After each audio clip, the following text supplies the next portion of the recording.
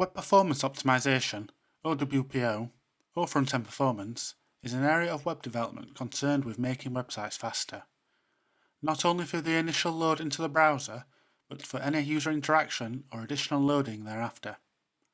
Broadly, it involves measuring performance and recording metrics relating to how fast a website loads.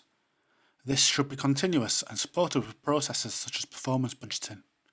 After all, it's important to make sure that as the website grows and develops, loading performance doesn't regress and only gets better. Once we've recorded load time metrics, the next step is to improve them. This is largely done by performance optimizations which reduce HTTP response latency, the time it takes to get a website's assets from the server to the browser. This allows the browser to render the website sooner.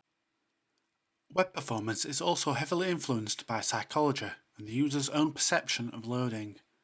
Regardless of how slow a website objectively loads, if the user feels the website loads fast, then for all intents and purposes, the website loads fast. Therefore, an important part of web performance optimization includes improving perceived performance.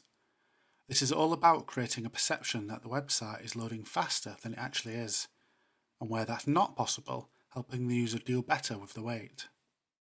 Overall, web performance shouldn't be a box-ticking exercise, a technical concern which developers get around to at the tail end of a project, or sometimes not at all. Web performance is bigger than that.